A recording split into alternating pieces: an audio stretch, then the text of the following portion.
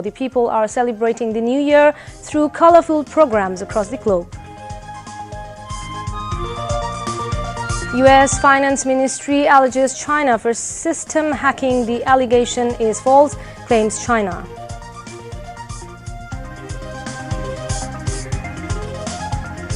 And at Mirpur BPL cricket, Khulna Tigers beat Chittagong Kings by 37 runs in the first match of the day.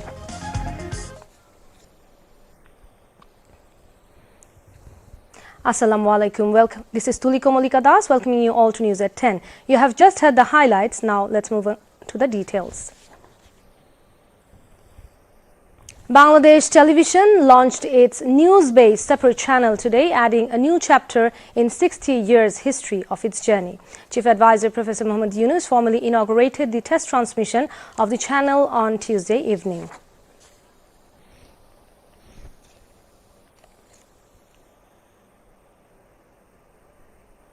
আমি আজ বাংলাদেশ টেলিভিশনের স্বতন্ত্র সংবাদ channel BTV news July গণঅভ্যুত্থানের বীর শহীদদের স্মৃতির উদ্দেশ্যে উৎসর্গ করছি। একই সঙ্গে BTV নিউজের টেস্ট ট্রান্সমিশনের শুভ উদ্বোধন ঘোষণা করছি। In a video message, Chief Advisor hoped that BTV News will move forward holding the spirit of the mass uprising of 2024. It will also move ahead to disseminate neutral and objective news. বাংলাদেশকে বিশ্বের কাছে ইতিবাচকভাবে তুলে ধরার পাশাপাশি BTV news অপতথ্য এবং গুজবের বিরুদ্ধে শক্তিশালী ভূমিকা রাখবে এবং তথ্যবহুল বিশ্লেষণধর্মী সংবাদ পরিবেশন করবে, এটাই আমার প্রত্যাশা। In a video message, Information and Broadcasting Advisor Nahid Islam greeted launching of the new channel BTV News. He said BTV News will act as voice of mass people and work to build a new Bangladesh. BTV News একটি স্বতন্ত্র news channel হবে যেটি মানুষের কথা বলবে, সত্য এবং প্রকৃত তথ্য জনগণের সামনে উপস্থাপন করবে। সংবাদের চাহিদা কিন্তু এখন অনেক বেড়েছে। একটি বিনোদনমূলক অনুষ্ঠান এবং একটি দ্রুত সংবাদ পাওয়ার মধ্যে এখন আর কোনো ফারাক নেই। মানুষ কখনো কখনো সংবাদ বা সংবাদভিত্তিক আলোচনাকে একটি বিনোদনমূলক সাংস্কৃতিক অনুষ্ঠানের চেয়ে অনেক ক্ষেত্রে আগ্রহ প্রকাশ করে বেশি। Meanwhile, ABC Australia and Asian Broadcasting Union ABU have congratulated Bangladesh Television for its new venture. And I'd like to congratulate everyone at BTV on the launch today of BTV News, a dedicated news channel that will allow people to see news when they want to see it.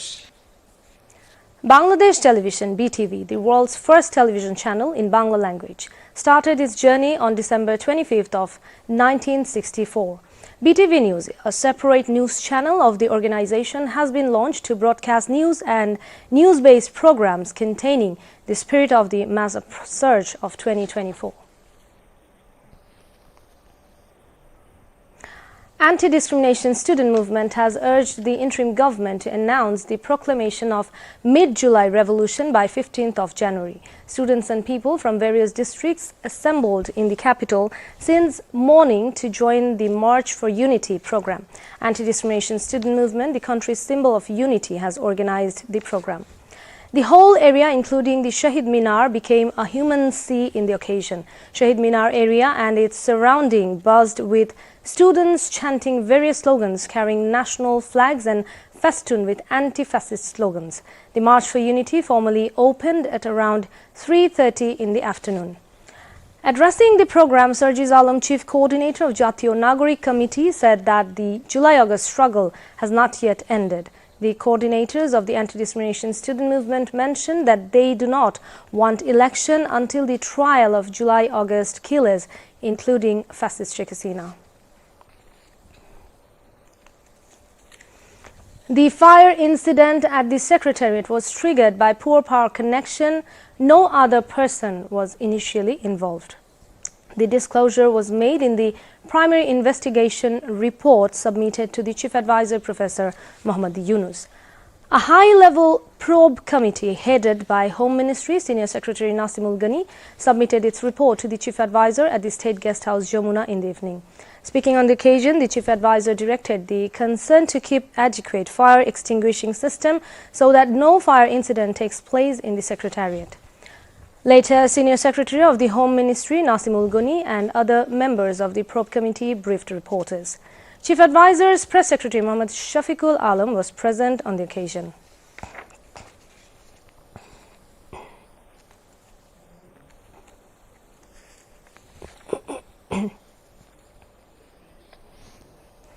একাধিক team কাজ করেছে, তার মধ্যে বুয়েটের একটা বিশেষজ্ঞ দল ছিল, দমকল বাহিনীর তাদের যারা ফায়ার হ্যান্ডেল করেন তারা তাদের এক্সপার্ট ছিল, সেনাবাহিনীর থেকে তাদের বম্ব স্কোয়াড ছিল এবং তাদের বিশেষায়িত কুকুরগুলো ডগ স্নিফার ডগস তারাও কাজ করেছে, পুলিশ বাহিনীর থেকে সিআইডির থেকে তারা কাজ করেছে।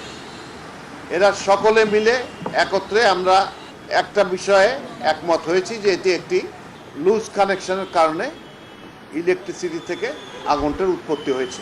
এটা হলো প্রাথমিক আমাদের অনুসন্ধান এবং এতে এখন পর্যন্ত কোনো রকমের অন্য কোনো ব্যক্তির কোনো সংশ্লিষ্টতা আমরা খুঁজে পাই নাই। আগুনের সূত্রপাতটা সময়টা 1:32 থেকে 1:39 মিনিট। আগুনের সূত্রপাতটা একটা নির্দিষ্ট সময় নয়, 7 মিনিট ধরে আস্তে আস্তে স্পার্কের মাধ্যমে যে এই জায়গাটা আগুন লাগে সেই জায়গাটা আস্তে আস্তে হটেড হয়েছে, গরম হয়েছে। কয়েকবার করে টেস্ট করে আসলে আমরা কোনো ধরনের এক্সপ্লোসিভ ব্যবহার করার মতো কোনো ধরনের সংশ্লিষ্টতা আমরা দেখি না।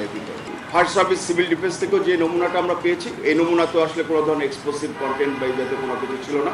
আর এই ভবনটিতে alarm detector system, control panel এবং অটো স্প্রিংলারের ছিল না। ফ্লোরে যে হোস পাইপ সিস্টেম ছিল সেগুলি কোনোটা কাজ করেছে, আবার অনেকগুলি নজেল রেইন ছিল। সচিবালয়ে এইরকম কোনো ফায়ার আর যেন না ঘটে এবং সেটার জন্য যত রকমের ব্যবস্থা নেওয়া যায় সে ব্যবস্থাগুলো যেন আমরা নিতে পারি সে বিষয়ে উনি সবাইকে বলেছেন এবং বিশেষজ্ঞ মণ্ডলী স্যারকে জানিয়েছেন যে না, তারা তাদের ফাইনাল রিপোর্টে এই পুরো বিষয়গুলো থাকবে। Chief Advisor Professor Muhammad Yunus today paid rich tribute to former Indian Prime Minister Manmohan Singh, who died last week. Professor Yunus visited the Indian High Commission in Dhaka and placed a wreath at the portrait of the late Indian ex-Prime Minister. He also wrote a message of mourning in the condolence book opened at the Indian missions. India is observing a 7-day mourning for its late former Premier. Indian High Commissioner Pranay Kumar Verma received Dr. Yunus at the High Commission at Baridhara at 11:30 a.m. The Chief Advisor spoke briefly with the High Commissioner and shared his memories with his long-time friend Manmohan Singh. How simple he was, how wise he was, he said, recalling his friendship with the late Indian former Prime Minister. Professor Yunus also said that Singh played a big role in turning India into a global economic giant. Chief Advisor Professor Muhammad Yunus today paid a profound tribute to former United States President and fellow Nobel laureate Jimmy Carter, who died on Saturday. The Chief Advisor placed a floral wreath at the portrait of the late President and wrote a condolence message in the condolence book opened at the U.S. Embassy in Dhaka's Baridhara. U.S. Charge d'Affaires Megan Bolden welcomed the Chief Advisor at the embassy. During his brief stay at the embassy, the Chief Advisor recalled his long friendship and told Bolden that he visited Carter's home in Georgia. The Chief Advisor said Carter was a global champion of human rights, democracy and peace. He also praised President Carter for his efforts in fostering strong bilateral relations between Bangladesh and the United States. Professor Yunus also recalled President Carter's visit to Bangladesh in 1986 and deeply appreciated his impactful work in Dhaka through the Carter Center. President Mohammad Shahabuddin sought the Philippines government's cooperation in recovering laundered money from the Bangladesh Bank. He sought the cooperation when newly appointed ambassador of the Philippines to Bangladesh, Nina Padilla Kinglet, presented her credentials to him at Bongo Bhavan this noon. On arrival at Bongo Bhavan, the new envoy was given Guard of Honor by a contingent of President Guard Regiment.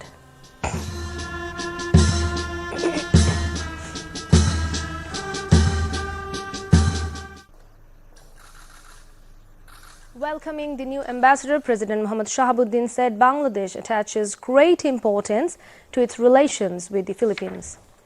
He mentioned that $81 million was scammed in 2016 through Rizal Commercial Bank Corporation of the Philippines. Thanking the Philippines government for the recovery of $15 million, the president expressed hope that the Philippines government would continue its cooperation to recover the rest of the money. President Mohammad Shahabuddin requested the Philippines to support Bangladesh's application for ASEAN Sectoral Dialogue Partnership. He sought the Philippines' cooperation for repatriation of the forcibly displaced Rohingyas to their homeland. During the meeting, the new ambassador of the Philippines sought the president's cooperation in discharging his duties. President's Military Secretary Major General Muhammad Adil Chaudhry, Press Secretary Muhammad Sarwar Alam and Foreign Secretary Muhammad Jashimuddin were present. The month-long 29th Dhaka International Trade Fair DITF 2025 is set to begin tomorrow. Chief Advisor Professor Muhammad Yunus will inaugurate the fair at the Bangladesh-China Friendship Exhibition Center in Purbachal. Commerce Advisor S.K. Bashiruddin disclosed these at a press conference held on the premises of the exhibition center today. Commerce Secretary Muhammad Salimuddin, Vice Chairman of the Export Promotion Bureau, EPB, Muhammad Anwar Hussain, and Additional Secretary of the Ministry of Commerce, Muhammad Abdur Rahim Khan, were present at the press conference. Like the previous years, the Ministry of Commerce and the EPB have jointly been organizing the fair. It was informed at the press conference that space for stall or pavilions of various categories was allocated through online for the first time in the trade fair. The e-ticketing system has also been arranged for the first time in the fair. Apart from these, BRTC's dedicated bus service would be available alongside Uber service at a special discount to facilitate the travel of buyers and visitors to and from the fair venue. Apart from these, July Chottor and Chhatrish Chottor were created at the fair venue in honor of the sacrifices of students in the anti-discrimination students movement. In addition, a youth pavilion has been set up to encourage the youth folk of the country in export trade. Initiatives have also been taken this year to organize potential sector or product-wise seminars at the fair. Apart from Bangladesh, a total of 11 business entities from 7 countries are participating in this year's fair. Participating countries are India, Pakistan, Turkey, Singapore, Indonesia, Hong Kong and Malaysia. Like before, the fair will remain open from 10 a.m. to 9 p.m. throughout the month. However, it will remain open until 10 p.m. on weekends. Jamaat-e-Islami Amir Dr. Shafiqur Rahman said those who committed atrocities during last 15 years and a half have fled the country. Awami League cannot be a political party, they are terrorists. He made the remarks while speaking as the chief guest at the Central Council of the Islami Chhatra Shibir at Sohrabdi Uddan in the capital today. July Shahid Sriti Foundation General Secretary Sarjiz Alam and central leaders of Jamaat-e-Islami and Chhatra Shibir addressed the council. The Jamaat-e Amir said the fascist government wanted to stay in power by selling their heads and minds to a neighboring country. However, the people of this country did not allow it and forced them to flee, he added. As the new year approaches, excitement fills the air with people across the globe, and as we're preparing to say goodbye to 2024 and welcome 2025. This time of the year is all about fresh starts and new resolutions, inspiring people to set goals and embrace positive changes. New Year's is more than just a date, it creates hope and renewal of new beginning. It's an opportunity to reflect on the past year while looking forward to new experience and opportunities. This season encourages people to express gratitude for those who have supported each other through life's challenges. Sending heartfelt wishes to friends is a lovely way to strengthen these important bonds and spread joy. In Bangladesh, the New Year is being celebrated on the maiden day of Bangla calendar, popularly known as Pohila Boishakh, but the Gregorian calendar is being used for the administrative purposes. Legal measures will be taken against those who burn firecrackers or engage in fireworks in the capital on the occasion of the 31st December, said DMP Commissioner Muhammad Sajjad Ali. He said this today at a press briefing at DMP Media Center on the security measures on the occasion of the 31st night and New Year. DMP's senior officials and additional secretary of the Department of Environment, Tapun Kumar Biswas, were present. It was apprised at the press conference that the DMP and the Department of Environment will work jointly to tackle sound pollution. DMP Commissioner Mohammad Sajjad Ali sought cooperation from all to avoid any untoward incidents on the night of 31st December. Moving on to the international news. Chinese state-sponsored hackers breached the U.S. Treasury Department's computer security guardrails this month and stole documents in what Treasury called a major incident, according to a letter sent as U.S. lawmakers. The hackers compromised third-party cybersecurity service provider Beyond Trust and were able to access unclassified documents, the letter said. According to the letter, hackers gained access to a key used by the vendor to secure a cloud-based service used to remotely provide technical support for Treasury departmental officers and users. With access to the stolen key, the threat actor was able to override the service's security, remotely access certain Treasury, do user workstations, and access certain unclassified documents maintained by those users. A spokesperson for the Chinese embassy in Washington rejected any responsibility for the hack, saying that Beijing firmly opposed the U.S.'s smear attacks against China without any factual basis.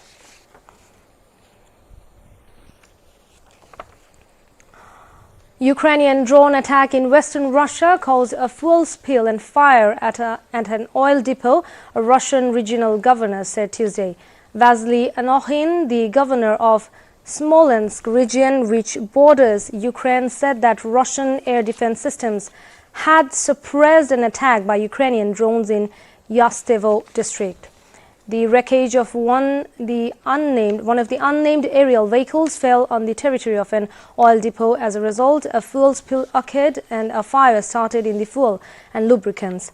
Anokhin wrote on social media early Tuesday. He added that rescue services were still at work and that there was no threat to residential building around the area. Russia's defense ministry reported Tuesday that 68 Ukrainian UAVs were downed overnight, with 10 destroyed over Smolensk region. Kyiv has struck several Russian energy facilities throughout the nearly 3-year conflict, claiming the hits were fair retaliation for Moscow's large-scale attacks on its own electricity grid. Russia's border regions are frequently targeted by Ukrainian aerial attacks, and both sides have escalated their bombardments over the last few months.